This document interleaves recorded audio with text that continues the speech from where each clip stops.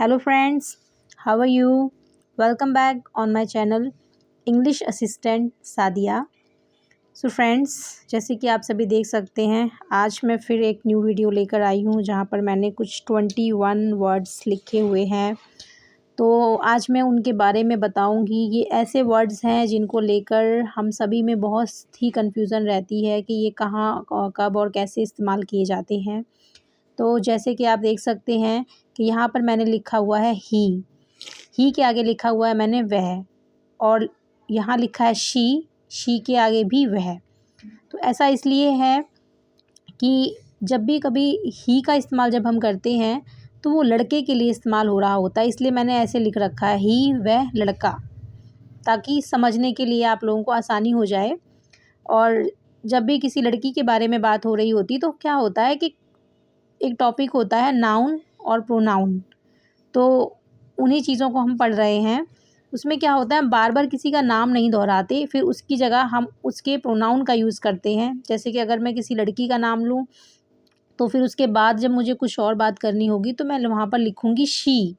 तो शी वह लड़की, यानी उसकी जगह फिर हम शी का इस्तेमाल करते हैं। और हमें इसी तरह से क्या है, यहाँ पे मैंने लिखा हुआ है इट आगे। तो इट में क्या होता है, अब ये ना तो ही की कैटेगरी में आ रहा है और ना ही शी की कैटेगरी में आ रहा है, तो इसके लिए हमें एक वर्ड दिया हुआ है इट।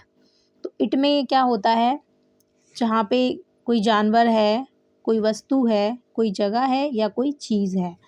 जब ये सारी कैटेगरीज होती हैं तो जब भी हमें कोई सेंटेंस बनाना होता है तो हम वहाँ पर इट का इस्तेमाल करते हैं। इन सभी वर्ड्स को मैं आपको सेंटेंस बनाकर बताऊंगी, जिससे आप लोगों को आगे और भी क्लियर हो जाएगा। अभी के लिए अभी हम सिर्फ इनके वर्ड्स और इनके मीनिंग के बारे में ही समझेंगे इस वीडियो में। हिज का मतलब होता है उसका।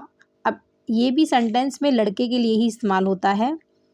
हर का मतलब होता है उसकी, और ये इस्तेमाल होता है किसी लड़की के बारे में जब हम बात कर रहे होते हैं। हिमसेल्फ मतलब होता है स्वयं, या फिर कह सकते हैं हम आम भाषा में खुद, तो ये लड़के के लिए इस्तेमाल होता है। हर सेल्फ मतलब भी स्वयं होता है, ये लड़की के लिए इस्तेमाल होता है।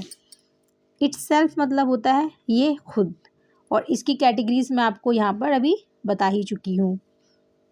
और इसी तरह से जैसे कि यहाँ पर है आई का मतलब होता है मैं, वी हम, यू तुम, दे वह, योर तुम्हारा, आवर हमारा, माई मेरा, मी मुझे, माइन मेरा, अस हम, माई सेल्फ मैं खुद, या फिर हम कह सकते हैं स्वयं, योर सेल्फ तुम खुद, इटसेल्फ ये खुद।